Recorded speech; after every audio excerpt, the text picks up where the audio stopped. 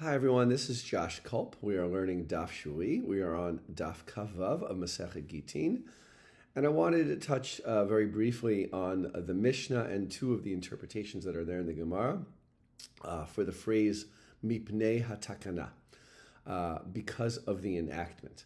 So the Mishnah says that people can write out forms of all sorts of documents, including in particular Gittin, but they have to leave the details there. So if you're writing a get, you have to leave the details of the man and the woman and the place.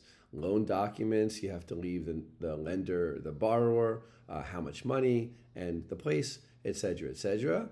And the Mishnah puzzlingly says, Mipnei HaTakana, because of the enactment, which means whenever you see a line like that, and there aren't many cases in the Mishnah, the real halacha should be something different, meaning the bottom line legal mandate should be something different, and the rabbis tweaked it, or people somehow, the legal system got tweaked a little bit to either allow something that shouldn't have been allowed or to not allow something that should have been allowed.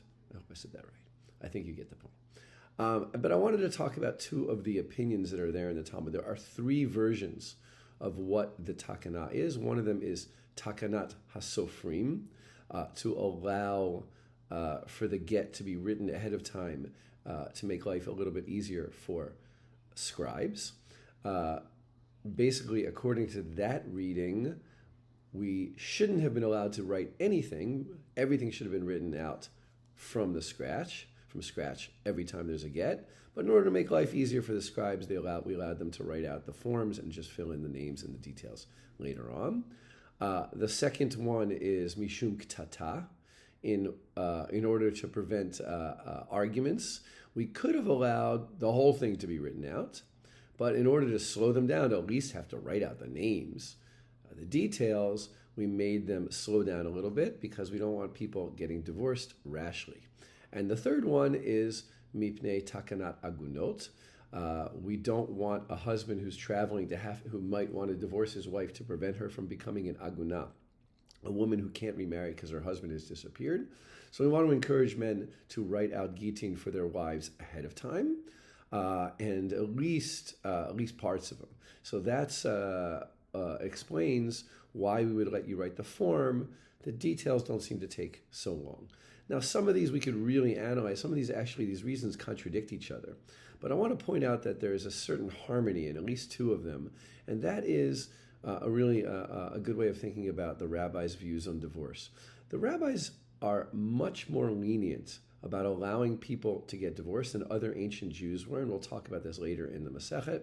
Certainly Christians, those Jews who were in the Dead Sea, tended to be very strict and sometimes didn't allow divorce. Rabbinic law allows divorce. It doesn't seem to be all that stigmatized either, considering they're pre-modern people. I'm not saying the divorce was celebrated, but they didn't seem to have too much of a problem with people getting divorced when it was needed, when the marriage was bad, and when better to break up a marriage than to stay, at least under certain circumstances, in a very destructive marriage. On the other hand, the rabbis realize that people get angry, and there are consequences to divorce, and they don't want people to divorce too quickly. So they don't want somebody who's really angry, gets angry with his wife or something, to just throw a divorce document on her, which I think we would say as well. And I think to a certain extent, our courts work like this as well. At least in America, which I'm most familiar with, it's possible to get a divorce.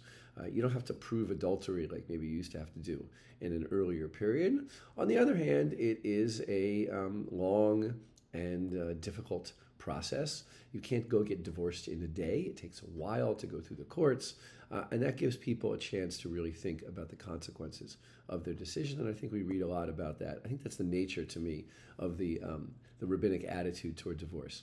It's certainly permitted. It's not really frowned upon, but it is something that we want people to big decision. It's something we want people to be exceedingly cautious in making such a life-changing decision.